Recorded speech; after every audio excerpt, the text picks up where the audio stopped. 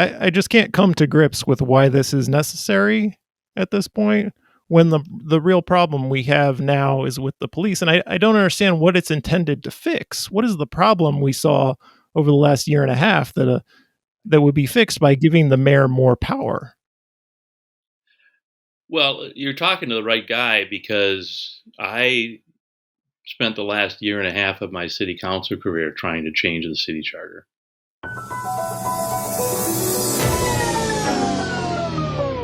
We're rolling. We're rolling.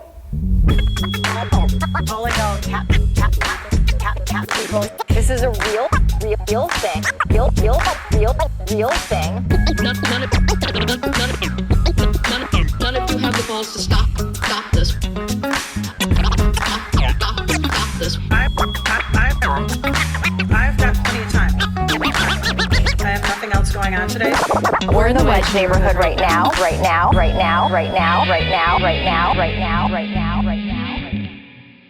Okay. Did you see the Mickey Moore unendorsement that just came out, the Star Tribune editorial board?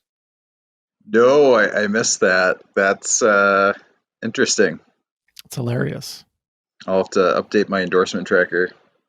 Yeah, you have an endorsement tracker, but so they talk about his tweets. He's denying that it's his Twitter account. He's saying somebody obviously created a fake Twitter account, but in order for that to be true, years ago, before you would anyone have knew who he was, you would have had to go back and create a Twitter account to promote Mickey's various businesses in, like, I don't know, 2014, 2015.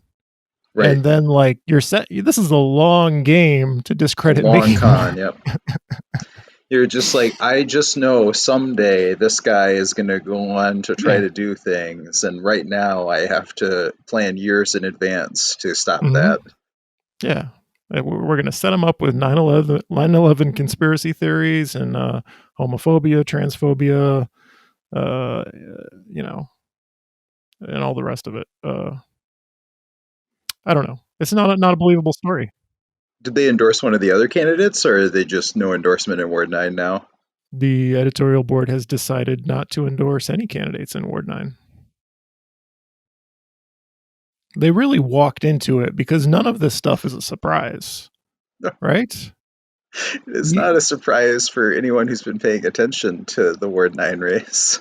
And they talk about how, as if it has just come to their attention, this dispute on social media has just come to their attention. Do a little digging into Mickey Moore. Maybe they just haven't been paying attention. I don't think they wanted to pay attention. So let's talk about your endorsement tracker. I guess I should intro the show. We forgot to do that. This is the Wedge Live podcast. I'm your host, John Edwards. Yep. My guest co-host today is Josh Martin, a new one. Welcome to the show. Thank you. Thank you for joining me. And you are famous on Twitter, by which I mean you've had a couple of retweets of your endorsement tracker, which is a Google Doc. Yeah, that's the most recent thing. I do a variety of things on Twitter. I think my primary thing is following the Charter Commission and Charter amendments, and I've kind of branched that out into redistricting since the Charter Commission also follows that. But sometimes I do other random election-related things, and I've been doing this document that tracks endorsements from various people and organizations. And I think most recently, when I updated it to include the college Dems withdrawing their endorsement of Linnea Palmisano, it got retweeted a number of times. Yeah, and what's new and interesting and innovative about what you do is you publish entirely to Google Docs. Yeah, I mean, I think mostly the reason for that is just I'm lazy and I didn't feel like building a real website or anything like that. So yeah, you're in Kingfield, right? That's correct. Yep. You could have started the Kingfield Times or some a parody or a fake neighborhood newspaper of some kind. Sure, I could have called myself Kingfield Live. Yep. Kingfield Live. Yeah. I don't think I would have any right to say you had stolen my thing because I don't have a trademark over the word live. No, I don't think so. I think that's a generally used word. Yeah. And so the reason I asked you to be here with me today is we're going to be talking with former council member, former city council president, Paul Ostrow. Am I saying that? Do you know if I'm saying that right? I've only read this name. I have also only read his name, so I have no idea. Did you live in Minneapolis in the 2009 era? I did not. No. I moved to Minneapolis in 2014. So, he's potentially got an advantage over us because he's got this experience on the city council and he lived here at a time when we didn't. We can't fact check him in real time. He could bullshit us entirely. Well, we'll do our best. And that's partially why I brought you in, because I needed a big brain to supplement my moderately sized brain so that I don't get embarrassed here. Yeah, I don't know if my brain's any bigger, but I have watched a lot of. I've perhaps watched even more charter commission meetings than you have at this point. I've basically watched all of them, and plus their work groups and whatnot, since July of 2020 when they started the previous round of the public safety amendment. And I'm also it's not my day job, but in my spare time, I'm a professional parliamentarian. So I work with organizations on meeting procedure and amending their rules and things like that. So I have an understanding of stuff like this. Yeah, it's an important skill to have on a podcast. You're gonna bring the podcast to order. I'll be able to defer to you to figure out if my questions are in order. That's how this Exactly. is gonna go. Do we need I to haven't get been, you a podcast gavel? we may need to do that. It's occurring to me I haven't been to like a neighborhood association meeting in person because they're not happening in person anymore in a Yep. very long time. So I haven't seen any Robert's Rules shenanigans happening on Zoom. It's hard to do that on Zoom. One could also argue it's easier to do that on Zoom, and I'm not talking about neighborhood orgs or anything specifically, but some organizations take issue with meetings being held over Zoom. You need to have a lot of trust in your chair and the people running the meeting, since they have the ability to just like mute people or kick people out of the Right. room, which is a little Yeah. harder to do in an in-person meeting. Yeah. It reminds me of Ward 10 candidate Alicia Gibson. I was once watching a Lowry Hill East Neighborhood Association meeting, which is the Wedge neighborhood. And she Mhm. was president at the time. And like the meeting, the regular agenda had come to an end and she wanted to like kick everyone off. And I was basically the only like non-board member still watching. I'm like, okay, I got to start recording this. You can't just kick me out of this public meeting because you don't want me to hear it. So they weren't entering executive session or anything. They were just like, we just don't want people here. Yeah, it's like she wanted to say something and not have anyone else hear it. I don't even think it was that interesting. Like it wasn't some super private issue. It was just interesting that she wanted to kick me off. How do you feel about the election? Oh, the election. Well, I'm trying to stay pretty active in it. I've been doing some door knocking for Risa Husted for Park Board in District 6 and also for Kate Knuth for mayor. I'm doing a lot of uh, like neighborhood meetings, like these backyard house party type of things to talk to people about the charter amendments, especially question 2. Um, and also just trying to provide various information to people about it. Um, I don't know. I don't think I feel overly confident about the election, but I don't think I feel overly pessimistic either. I think that a good or bad outcome from my point of view is either one is entirely possible. Yeah, that's kind of how I feel too, but it doesn't stop me from feeling bad all the time about it. I'm noticing that we have the same haircut now, basically, almost. You and I. Essentially, yeah. Yeah. I don't know if maybe that's bad for a podcast for both hosts to have the same haircut. Do you think they can hear our haircuts over the podcast? Well, assuming our video uploads properly, and I just did a conversation with Lisa Bender where her video just failed entirely, but they can watch it on you. If you want to see our haircuts, go to youtube.com/wedgelive and admire our hair. There's not Well, much of it. they'll have to check it out now with that exciting introduction. Yeah. So you said you were doing backyard things on the charter amendments, mostly question 2. Is that just you doing it on your own, or are you doing that in conjunction with an organization?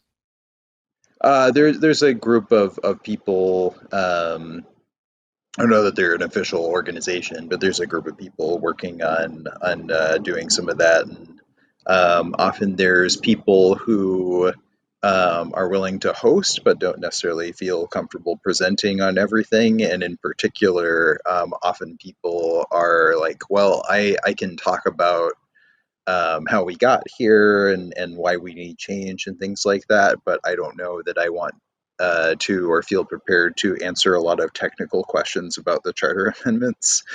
So I tend to be a popular person to bring in to answer those types of questions. Do real skeptics come to things like that? That seems like the kind of thing I would go to, where I already know what I think and I don't need any assistance at all. I just want to talk about it more. I would say most people are either like yourself or are at least like yes on too curious, but maybe still have some lingering questions and doubts that they're looking for answers to make themselves feel a little more confident and to be able to answer questions about it when they talk to other people. We do occasionally get people who are more skeptical about it and I think are fairly firmly set on no. But I would say that's the minority of They the just want to fight with attendees. you. They just want to fight with you about it. I've come to this yes on 2 party to fight with you about how wrong you are. Yeah, I don't know if I go that far. I think they usually engage in good faith and do ask some good questions. Um, but but yeah, there are some people who are more skeptical for sure. People with open minds are weird. Don't come to something with an open mind. Make up your mind already. Anything we should talk about before Paul Ostrow arrives? What do you want to ask this guy? So I think one thing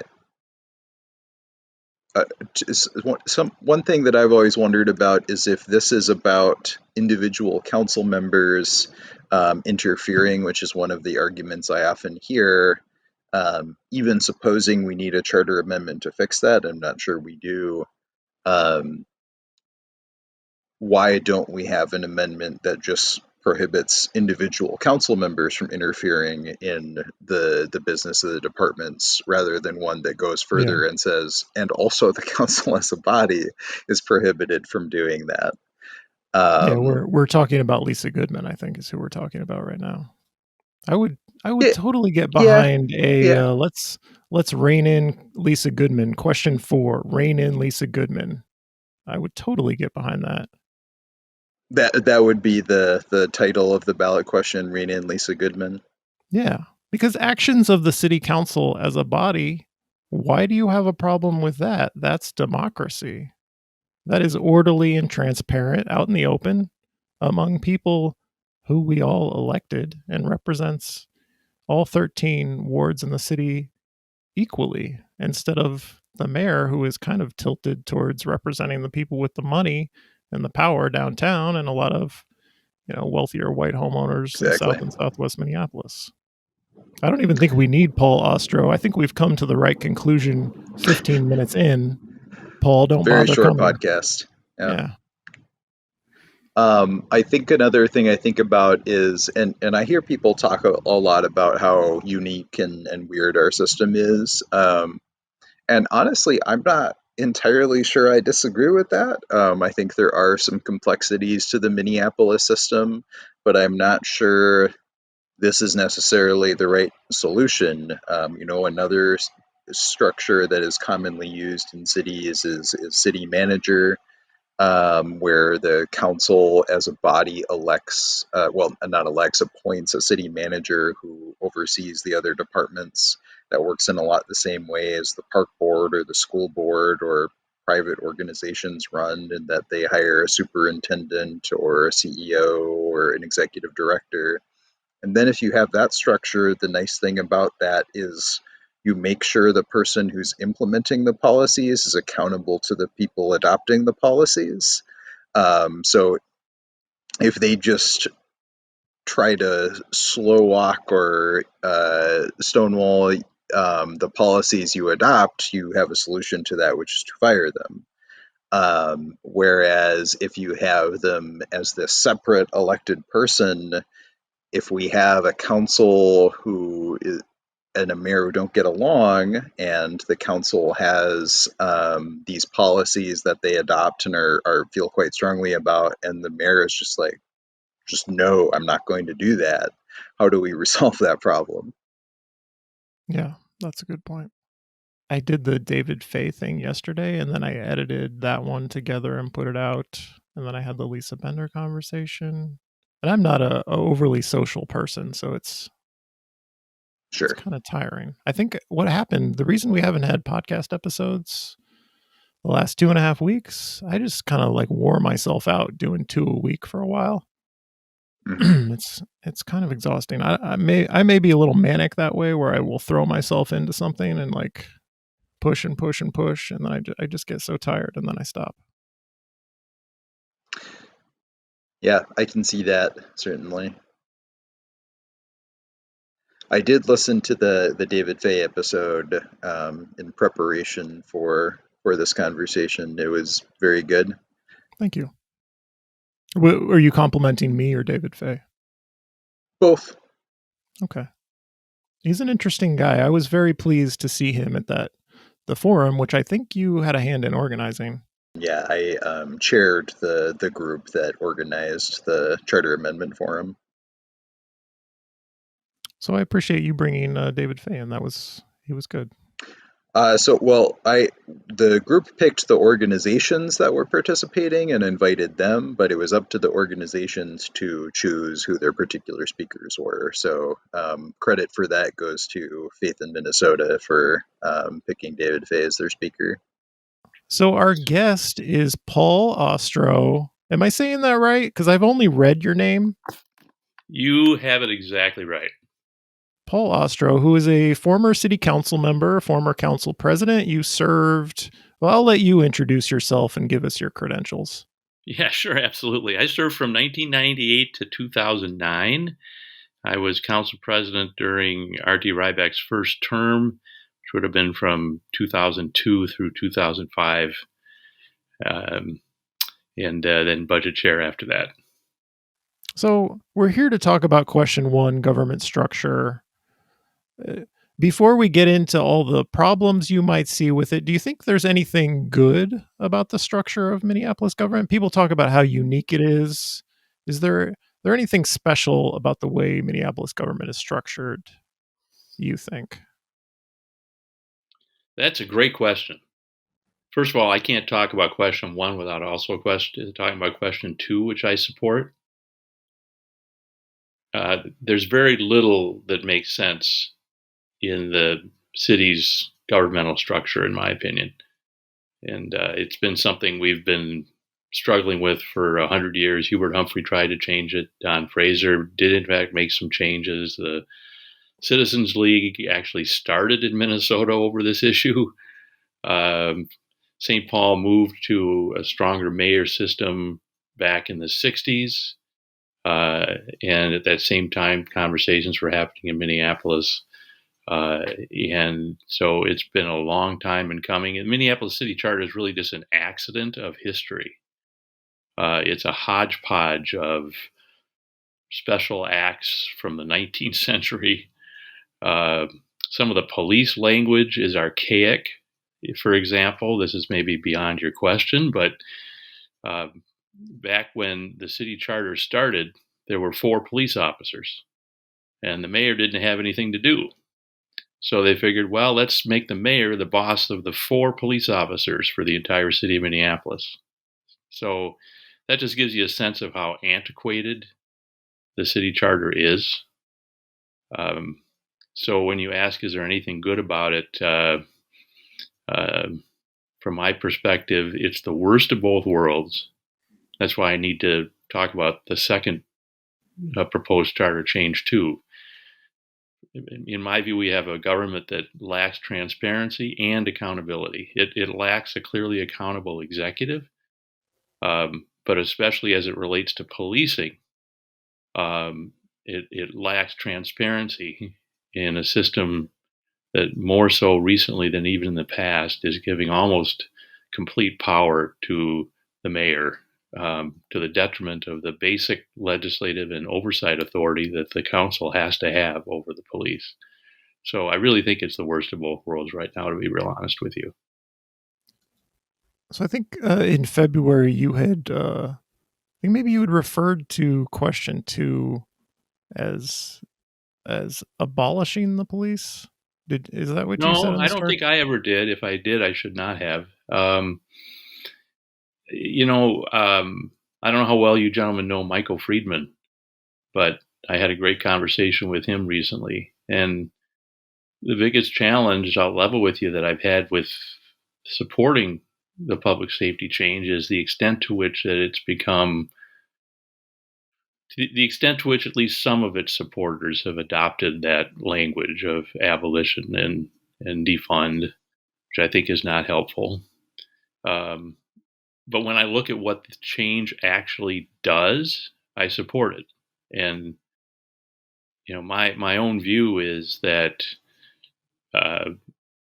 we've become so tribal on these issues. We have our teams, and we just stick to our teams, and we have to somehow get away from that. And so I think a lot of individuals are instinctively against number one because the people they associate with are. But I think the same thing is true for the second charter change. That people are instinctively against it because the people that they're with are instinctively against it, and that's the kind of, I guess, formulaic thinking I think we have to get away from. Yeah, and the reason I asked this is just to like get at why you may have changed your mind. But I found the quote here: "The authors of the charter change," and this is your piece in the Star Tribune in February. The authors of the charter change to abolish the MPD failed to meet basic timelines in submitting their proposal to the Charter Commission. So you must not feel that way now, and I'm wondering what. Yeah, no, that Why, So my good friend John Hayden said to me the other day, I do want to respond to your question, but I have changed my mind. He said, Paul, you're an important voice because you're showing that even an old guy can change his mind. So I've absolutely changed my mind. There's no question about that. I think the piece you're referring to is one in which I was referring to a piece that actually Ezra Klein had put in about theatrical politics. right? Um, Yeah, and and I performative. do and I do think that we've unfortunately relied too much on theatrical politics. That there's a place for that, but then at some point you have to actually fix the problem. So, um, the abolished language isn't language that I came up with. It's language that people had been using. It's not very helpful language. Yeah, and it wasn't in the charter amendment as it was proposed last year. So that it stood Well, I out to mean, me that you. we can get into word quibbling. Yeah, It eliminates. Abolish is a pretty strong word. It eliminates. And this is where again I have differences with a lot of the, I think, false arguments against the second charter change. It eliminates the police department as a charter department of the city. right, So does it? You could say it abolishes the police department as a charter, But obviously that language right, is kind of charged language, no question about it. right. So when I think about everything that's happened, everything that's gone wrong, the dysfunction of city government over the last year and a half, what I think about is the police department. And so question 1 feels very inappropriate to me. It doesn't feel relevant to the problems we're facing as a city. because it doesn't address the police department at all. It feels like it came from the Charter Commission out of left field as sort of political retribution to diminish a city council they disagree with politically. So I have a hard time even I just can't come to grips with why this is necessary at this point when the real problem we have now is with the police. And I don't understand what it's intended to fix. What is the problem we saw over the last year and a half that would be fixed by giving the mayor more power? Well, you're talking to the right guy because I spent the last year and a half of my city council career trying to change the city charter. Yeah, my proposal was a city administrator, which I think it does have certain advantages, but it was to address this 14 boss problem. It is a problem. I was there for 12 years. I guarantee you it's a huge problem. I mean, it's very undemocratic. The notion is that having a city council with these kinds of authority is a democratic under Minneapolis city charter. No, because you're basically stating that every department head every 2 years needs 3 votes on the executive committee and 7 votes on the city council to keep their job. Okay, so who's their boss? You don't see those conversations in public, right? They know they have to keep 7 votes to keep their job. This is not about what's been going on the last year and a half. This has been about what's been going on for the last 100 years. And again, everyone from Hubert Humphrey to Don Fraser to Citizens League has seen that having no clear executive authority, having a shared executive authority between the city council and the mayor, which is almost unique to the country, simply doesn't work. That has nothing to do with the big mistake the Charter Commission made was to not at the same time fix the language that relates to the police department. In the piece that I wrote recently that was printed, I said as much, that we can't put the problems of the Minneapolis Police Department, we can't blame those on the that basic fault in city government, and that's because of this increasingly abused language, in my opinion, that purports to give complete power over the police department to the mayor. So as I looked at these issues, and I acknowledge that I had changed my mind, because I try to be intellectually consistent as often as I can be, my position is we need a clear executive authority in the mayor, but we equally need a clear and unrestricted and vigorous both legislative and oversight authority in the city council. And we need that as it relates to our police department as much or more than any other department. And what we've seen is an evisceration of the city council's authority to oversee the police department, to obtain information about the police department, to set any policy with the police department. That's unacceptable. And so my view is, if you believe in the same form of separation of powers at the local level that we are familiar with at the state and national level, on those issues, you really should support both number 1 and number 2. You should support number 2 because it fixes what is a diminution of the council's legitimate legislative authority over the police. And you should support number 1 because the current charter does not give the type of executive authority that I think a well-functioning city needs. So you've said that you don't think it's question 1 is even about solving the problems of the last 18 months. Would you agree that it's being sold that way by groups like Charter for Change? I think to some extent it has. That's been the dilemma, right? I mean, I think having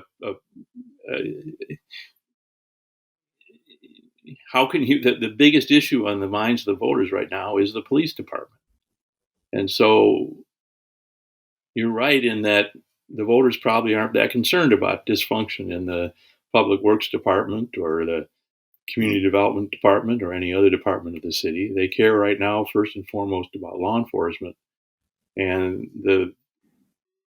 that issue. The biggest problem, in my opinion, with the MPD is a complete lack of transparency.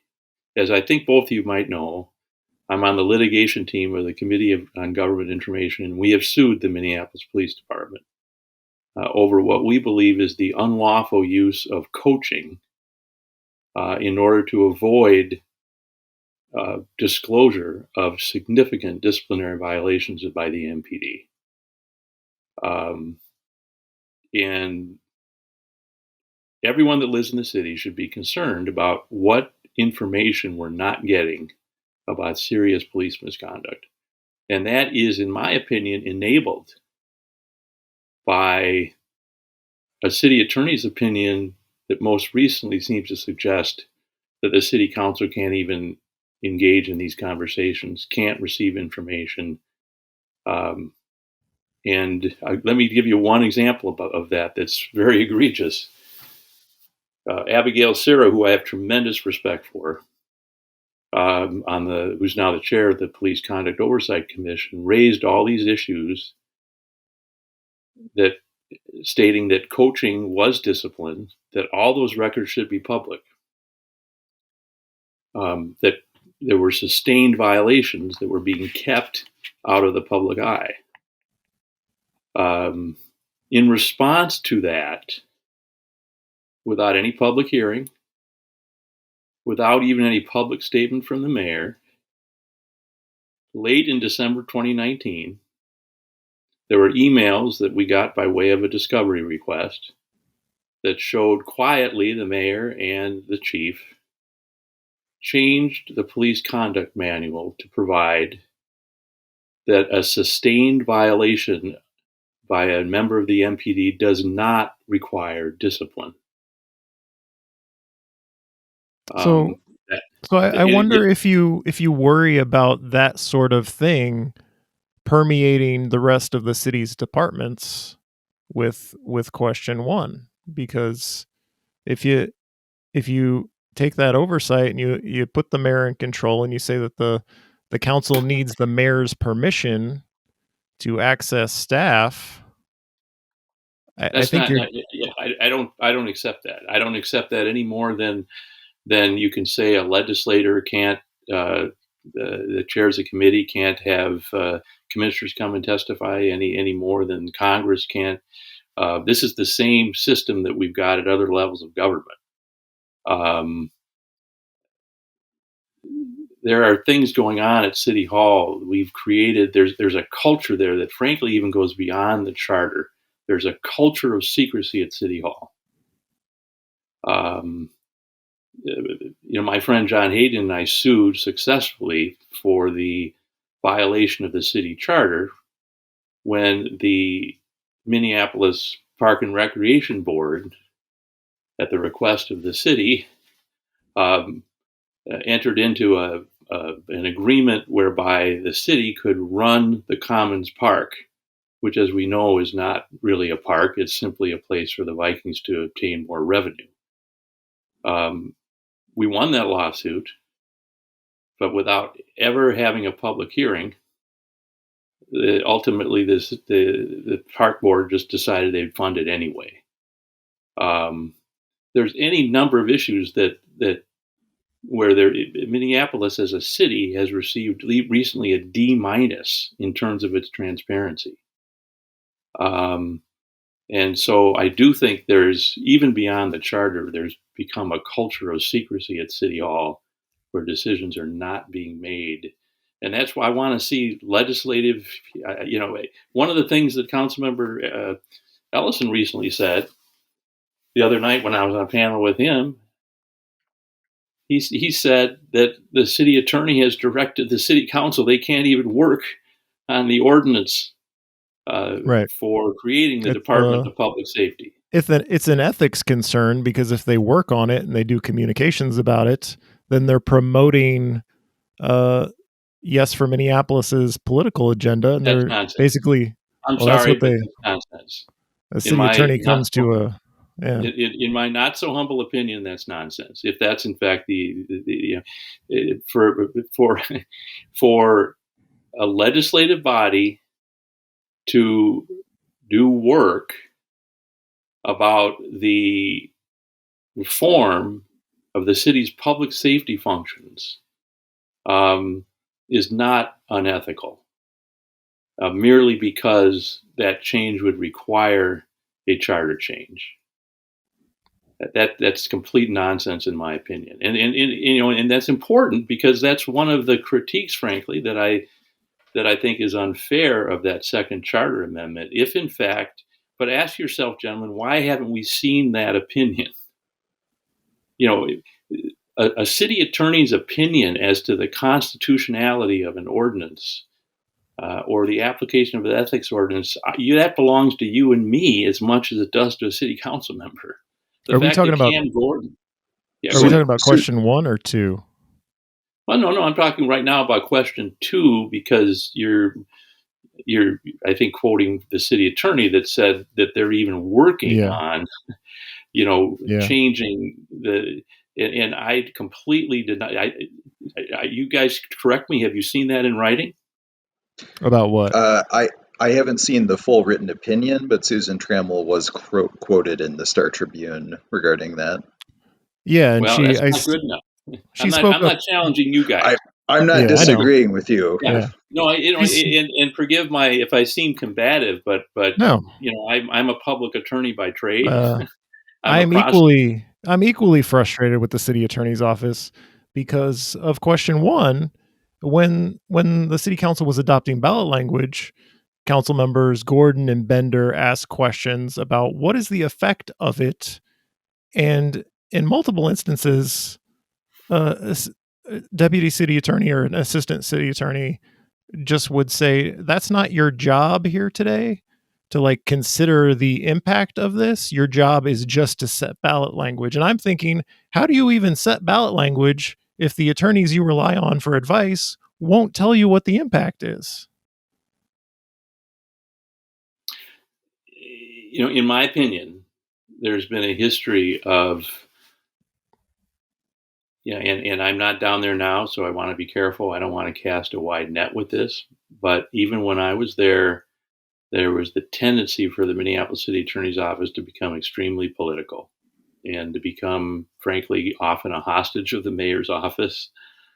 I mean, we all will recall, this is after I left, but the remarkable opinion of Susan Siegel on the stadium, which was subsequently, frankly, almost ridiculed by a Hennepin County judge subsequently.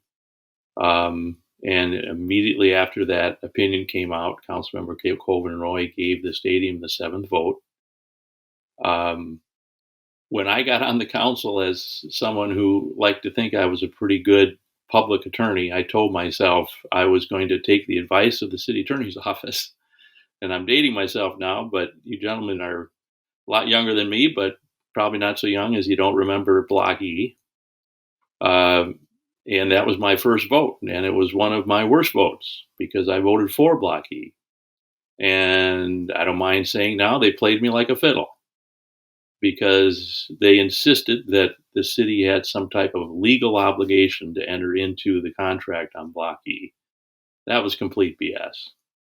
But because I went in there thinking that legal advice would not be politically tainted and I needed to follow the advice of the city attorney, I went along with it.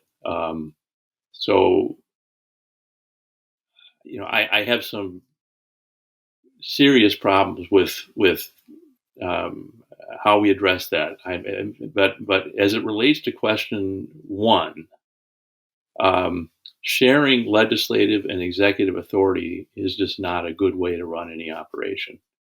When we elect a mayor, that mayor should be able to get rid of a department head. That is my opinion, and that's the way most organizations should work. That being said, if the city council, for example, as Councilman Gordon just tried to do, passes a resolution that says that MPD officers will not use quote unquote non-lethal weapons at protests, the mayor can veto that. But what did we see happen? It never reached the mayor's desk. Right. So, quite frankly, I have to assume the mayor supports the use of those non-lethal weapons, but he never even had to exercise a veto. So Right, he 'cause it escaped was his own accountability for that from what I think was an absurd legal opinion. But, I have been critical of the council, admittedly, but more and more I've learned and seen how this complete power language has been abused, uh, and and that has to stop. That's my number one reason, frankly, for supporting the second charter change. Yeah, and what you're referring to is the non-binding resolution on less lethal weapons, that was, approved 12-1, I think, and, because the mayor has complete power, that's why it was non-binding. But Josh, do you have anything? Yeah, so shifting back to question one, you mentioned something earlier that I wanted to go back to. You said that during your time in city council, you worked to try to amend the charter to change to a city administrator system, which would Correct. be another way of addressing our current structure and clearing up some of that, and that would be a very different structure than strong mayor. So did you want to talk a little bit more about why did you support that solution back then, and why have you changed your position now to a strong mayor system? Well, I don't know that I've necessarily changed my position, in the sense that both the strong mayor and city administrator proposal attempt to get at the same issue. It attempts to get at the issue of uh, of a unified executive authority. A city administrator system would mean that that city administrator would serve at the will of the mayor. Um, but that, for example, the city attorney would report to the city administrator. Um, so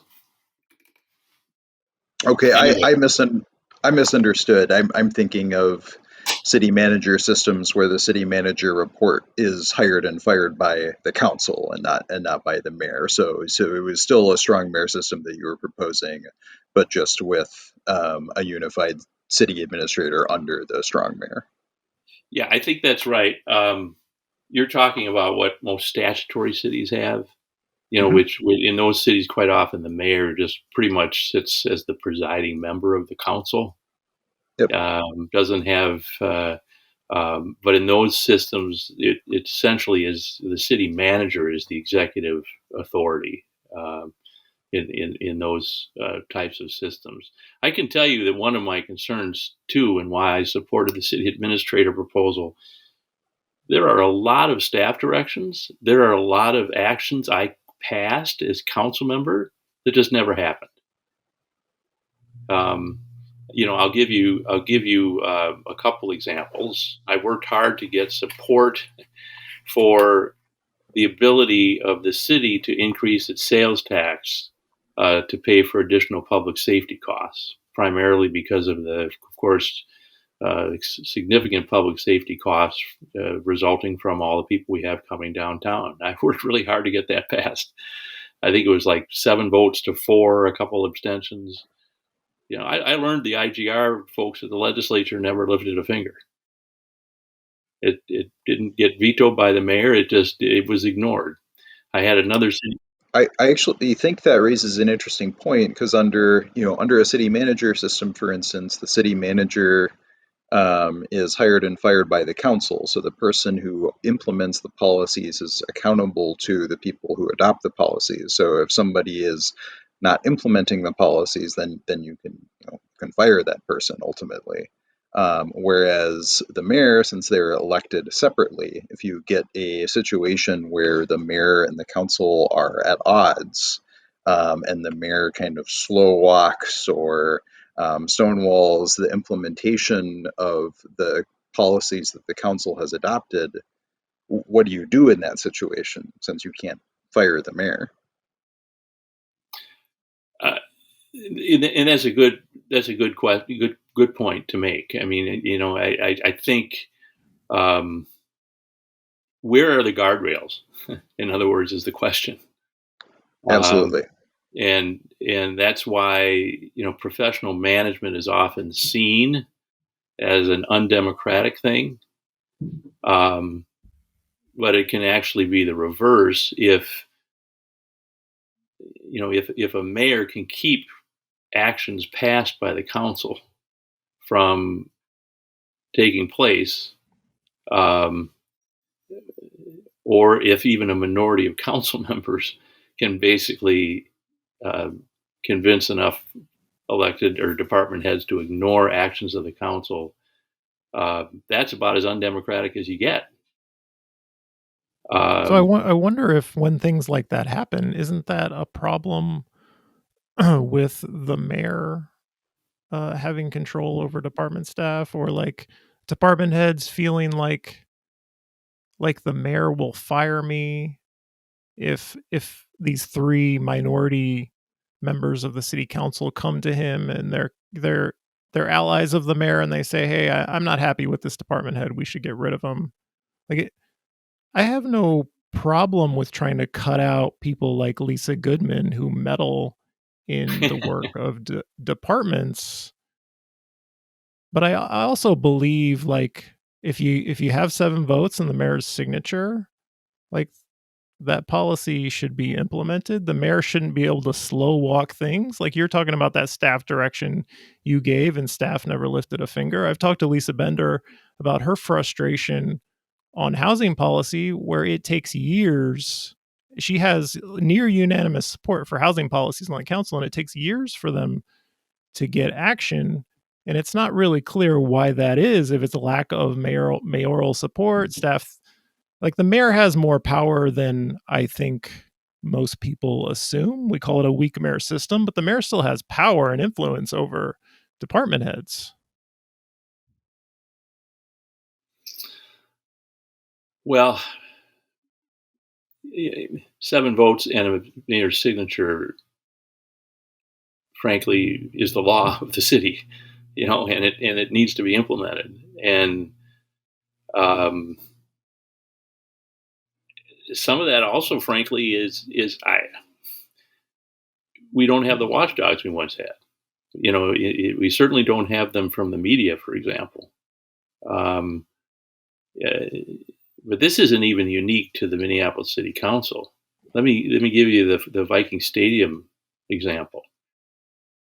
They passed legislation for the stadium that created a stadium commission, a legislative commission that had both supporters and opponents of the stadium on it. They basically have never met. Again, I know that debate was a long time ago, but it's worth pointing out that there were specific limits on public spending in the stadium, and they've been completely ignored and never enforced. But you don't see anybody talking about that. It's like we're rudderless. We how do we? And I wish I had an easier answer. And I'm not saying that passing number 1 is going to in any way be a complete solution to any of this. But at a certain point in time, it's become acceptable for elected officials to find their way around, the official policies and actions of the city and legal requirements. It's become acceptable to ignore them, and that's not just a systems problem; that's an ethical problem, in my opinion.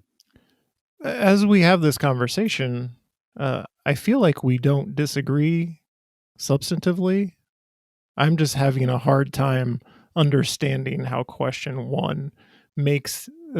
passing question 1 makes any of these problems better. It kind of feels like it would make them worse to me.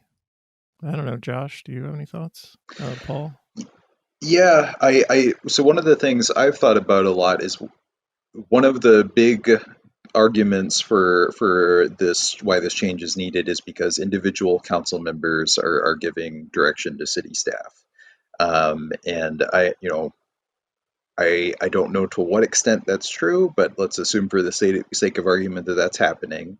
That's something that they don't have authority to do under the existing charter. So I don't know that a charter amendment would help be needed to fix that problem or would help that problem if it was adopted. But let's say that a charter amendment would help. Even if we were to do that, why don't we focus the charter language specifically on prohibiting individual council members from directing city staff rather than also infringing on the ability of the council as a body to take those actions? Well, and there at one point, you might remember there was some language creating some criminal penalties and things for that I think it was a good decision to take that out. Agreed. But from my perspective, you can put all the language in a document you want. When department heads know they need 7 votes from the city council every 2 years, and maybe we just have a disagreement. I think the boss of the department heads ought to be either the mayor or professional staff. I think you need to have one boss. We may just disagree on that. If the issue is that council actions are being ignored and not being implemented, that's something that obviously the council needs to call out. It's something the public needs to call out. It's something the media has to call out. But I don't think the answer to that is to mix that executive authority. And there's a completely different relationship if I, as a council member, know that the department head needs my vote and the vote of my fellow council members to keep their job. No amount of language is going to make a department head feel like they shouldn't at least possibly take that kind of direction from the council members specifically. I mean, that's kind of a high bar, though. 7 council members. What are the chances a department head is going to piss off a majority of the city council? And if that's the case, I don't know. Maybe they shouldn't get another term as a department head. Well, I mean, would you feel that way if we had a Republican legislature, for example, and a DFL governor? The Republicans just get rid of all of, let's say we had this same system at the legislature and we had a Republican legislature. We kind of have that with them not, this strange practice of just not voting on appointments. But it doesn't feel like that's a problem at the city council level. Like there hasn't been a rash of the city council saying, no, we don't like your department head. They're gone. No, the department heads are just leaving. Right. We've had 8 department heads leave in the last 3 years. We've had 8 of them leave. So that's brought up frequently as an example. So Robin Hutchison, for example, left to take a job in the Biden administration. So I'm not sure why they're all leaving. And I know they have complained anonymously about how bad the system is to the Charter Commission in that report that they did. But maybe good government isn't about making department heads happy and making their job easier. Maybe good government is accountable to all corners, all 13 wards in the city. So, yeah, I just don't believe that making department heads happy in their job and making their jobs easier is necessarily I don't think making them happy in their jobs, but I think the direction they get should be clear. Right. I think department heads should follow the direction that is given to them, not 13 different directions at any one point in time. And 7 votes is still how you get your policy passed. And that's the way democracy works. You get 7 votes or 9 if you have to overturn the mayor, and the policy gets put into practice. And then if that policy gets ignored, at that point, you do something about it to enforce it. But you don't. It's undemocratic, in my opinion, to suggest somehow that individual council members should have sway on department heads outside of the council processes, outside of collecting their 7 votes to get something passed. I think we definitely all 3 agree that no individual council member should be directing departments to do anything. That should only be happening as a result of council action as a body. getting a majority of votes to tell departments what to do. I So we're think in one of the agreement there. things that's unfortunate, and as someone who studied this a lot and felt strongly about it in 2008 and 2009, is these issues now are hopelessly wrapped up in the personalities and identity of the council and the mayor. Do you think? I've Do you asked think? I've asked people to do a thought experiment. If you think for a moment, would your position be the same on these issues if Jacob Fry was council president and say Cam Gordon was mayor? I mean, I Yeah, think that's what people need to ask themselves, because I think that's right. we're looking at a charter that's going to last hopefully a long time, and what people I really respect, like Elliot Payne, who I just decided to support in my ward. We've agreed to disagree on number one. I th- I think And I it's don't think right to imagine the worst case scenario in this situation, and it feels like putting all your eggs in the mayoral basket to do the right thing. I don't know that. I think I err on the side of, I don't know, 13 people over just one person and hoping they know what they're doing. Let me ask you The a count, question, though. Let me ask you a sure. question. Do you think that over the last couple of years we've had open, honest, vigorous public dialogue in the council chambers on the most important issues that face the city? Yeah, I do. I watch city council meetings all the time. It's much easier to follow what the council is doing than what the mayor is doing on police policy. He develops it behind closed doors. You don't Right? hear I about agree. it until it's on the TV news. With the city council, like, I can hear Lisa Goodman insulting Cam Gordon and pointing out all the things that she thinks is wrong with his latest wacky idea. Like, that's all happening out in the open, and I feel like I know very intimately what's happening on the city council on a daily basis, whereas with the mayor I have no idea what's going on. Yeah. Well, and certainly you don't have any idea what's going on with policing. Right. And so perhaps we'll just have to agree to disagree on the first change. I think one of the problem from talking to a lot of folks, and talking to Elliot, for example, is uh, a lot of people that see kind of a good government reason to support number one. The context of it, fair or otherwise, is obviously a visceral negative reaction to the current city council. So the context of it is driving the perception. The context of it, and this is what Ellie and others have told me, is that in a vacuum it might be a good idea, but and I don't know how to. I could tell you, gentlemen, we can disagree on the merits of it, but I don't think you can accuse me of that, I don't even because think we I supported disagree. this 12 years ago or something like it 12 years ago when I myself was on the city council. So I'm not a supporter of, in my view, having a clear executive authority for the city. I'm not supporting that somehow because I don't like the current city council. That's not, I don't think I could be fairly accused of that. Yeah, I feel like we all want good government, and it feels like we're agreeing on a lot of substance. I'm just having, I can imagine a different version of this proposal being received differently from people like me. I just don't think this is even close to it. And I think it's telling that, like, people like Steve Kramer, the downtown council, like, they are very enthusiastic about this, and I'm not going to discount that as a factor in my opposition. Like, I think there is a reason he loves it, and people like him love it. That it has nothing to do with good government at all. I can't speak to others. I think I come to this with credibility because I've worked on it, at a time when people thought I was crazy for working on it. They thought I should think about going on with my life and looking for my next job. And at a time when, I'll confess, very few of the people that are with me now, were with me then. And so, um, but I think part of the context too is to suggest, where I'm agreeing with you is to suggest that this problem, this 14 boss problem somehow just started in the last 18 months is not accurate.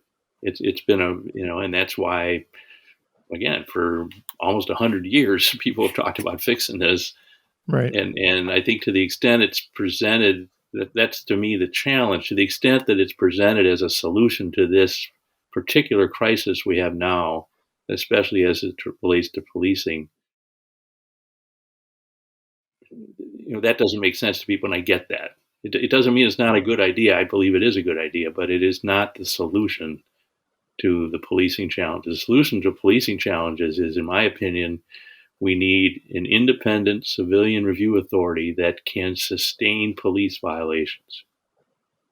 First and foremost, and I work with law enforcement, I'm a prosecutor, and I personally believe we have a uniquely bad problem in Minneapolis in terms of holding officers accountable. That doesn't mean that we have a uniquely bad police department, but it means we have a uniquely bad and insufficient system for holding officers accountable. And we need, in my view, an independent civilian review authority, not to discipline officers, but to make findings to sustain violations. And then those need to be public. And then if there's no discipline, then we hold the chief accountable. Then we hold the mayor accountable. Then we hold the council accountable. I mean, the fact that Derek Chauvin, used the same chokehold on a 14-year-old boy 2 years before he killed George Floyd with that chokehold and apparently was never disciplined. Tell me, gentlemen, why that isn't the biggest story that we've got. Right. And why hasn't the Star Tribune done an investigation of that, to be honest with you? Those are the things that need to happen. And I hope after this election that, I would like to see those kinds of changes, because we don't know what we don't know. And that's what concerns me. Do you think question 1 is kind of a distraction from question 2 in terms of it confuses people about what the problem really is, and maybe it makes them less likely to vote for question 2, which you agree with, you're yes on both of them. But if question 1 confuses the politics and it misinforms people into thinking, well, it's the 14 bosses that's the problem with the police department, when that's not really the case. Do you think that might be a problem? I think that's a very fair point. I really do. I think it's hard to suggest that the 14 boss problem is the problem with the police department. At the same time, the city attorney is vigorously taking the position that the city council essentially has no authority whatsoever over the police department. That's Right. pretty hard to take those two positions at the same time. Josh? I'll take this one, and this is one I've been wondering about for a while, and that I think a lot of people have been talking about. There are large differences in turnout between different wards in the city, and the turnout in Ward 13 in Southwest Minneapolis, for instance, tends to be double or more the turnout of Ward 4 or 5 in North Minneapolis. So that gives some people pause of, is there a concern of equity and representation if we shift more power toward people who are elected on an at-large basis rather than people who are elected on a ward-wide basis, where each ward has equal representation, notwithstanding that their turnout varies. Yeah, I haven't really been a huge proponent of moving to an at-large system. I guess I should backtrack, because the earlier question was, is there anything good about the Minneapolis City Charter? I think I tend to support the ward-based council that we have. I think if done correctly, the connection between a council member and a community is stronger, frankly, than any other connection with an elected official. Stronger than the connections with legislators, certainly with federal officials. I think you'd lose that if you went to an at-large. I hadn't thought as much about the question you just raised about being democratic with a small d, but As it relates to, giving the mayor more power, again, I don't look at this as giving the mayor any kind of unique power, the First Amendment. I look at it simply giving the mayor the same authority that most mayors in the country have. Most mayors of large cities, to Most mayors of clarify. large cities, yeah. So I think we should get back to this question about the mayor serving as a gatekeeper to city staff again, because there has been a lot of talk about this being like the St. Paul system, but there is some very specific language in this charter amendment that's not found in the St. Paul charter that relates to the mayor's oversight in terms of giving the council information. And so under one of the new sections that added, it says that the council may, with the mayor's consent or in a manner that the mayor arranges, seek information or assistance in furtherance of the council's legislative authority.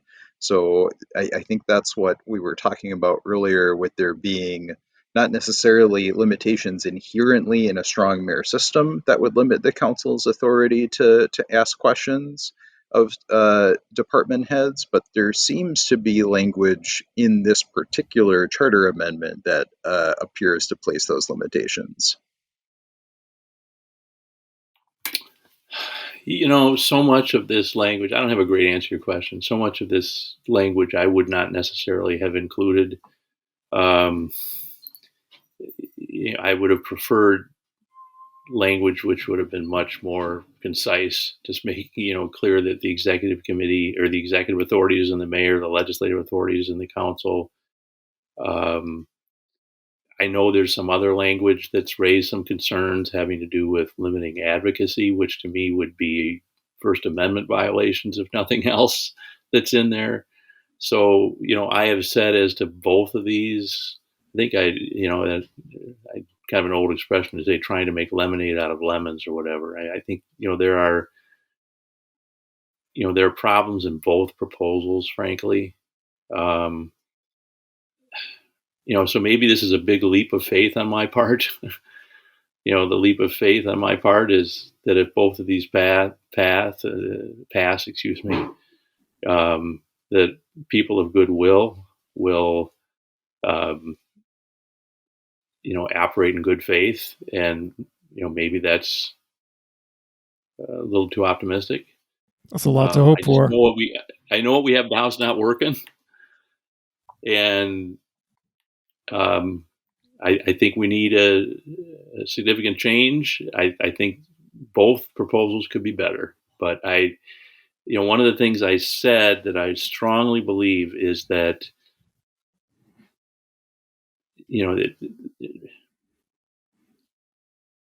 I think if we pass 1 and 2, the time for excuses is over.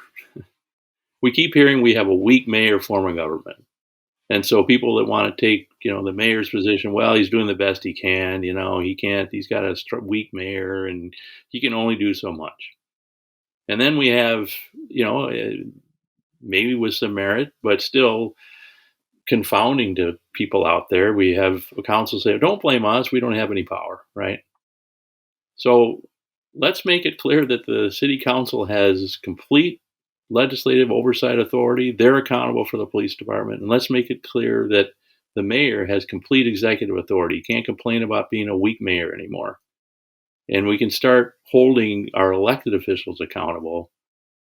When I saw protests at Bob Kroll's house, for example, I'm thinking, we don't elect the union chief. Why are people protesting at his house? What good's that going to do, right? Right. We need to be able to hold our elected officials accountable for the behavior of their police department, and people don't know who to blame because they don't know who has the power. So, to me, that kind of accountability is what we desperately need. The Bob Kroll thing was always so frightening because it's like, We have armed Trumpers patrolling our streets who willingly elect Bob Kroll to be their leader. It's like, ooh, yeah, that's just chilling for me. That's nothing new to people, I guess. Yeah, no, and I'm not defending Bob Kroll. I'm merely stating Right, the yeah. obvious that protesting doesn't really do any good to anybody, you know. Yeah, I wouldn't have anyone on the podcast to defend Bob Kroll, so it's good. We understand. Well, where gentlemen, you're I coming want to from. thank you for having me on. Yeah, do you have to go? I'm sorry, we went kind of long. No, well, yeah, I actually do. I was supposed to meet a buddy for dinner in about 8 minutes here. I don't want to keep it short because I certainly enjoyed the conversation. Well, And typically I ask far away. Typically, I ask people to give us 3 things that are making them happy. I don't know if you want to participate in that, but what is making you happy in this election year? If you can rattle those off. Oh, wow. Things making me happy this election year. Well, first is my own promo. The podcast I'm doing has given me a chance to talk to people like Tony Boza and Michael Friedman and Cam Gordon and Abigail Sarah and some real wonderful people in our community. That certainly has made me happy. Second thing that's made me happy is getting to know who the gentleman I think will be our next council member, Elliot Payne. I think he'll be a good representative of our area. And the other has nothing to do with politics, and that is that I'm happy and healthy. My family is. That's a blessing. Kids are doing great, and I still care a lot about what's going on in the city, and I'm going to stay engaged. What's the name of your podcast? The podcast is Minquiry, MNQUIRY. Okay. Well, Paul Ostrow, thank you for being our guest today. Josh Martin, thank you for co-hosting. This has been the Wedge Live podcast. I'm your host, John Edwards. Thank you. Goodbye. John and Josh, thanks so much. This is a real thing. Real thing. None of you have the balls to stop this. Stop this.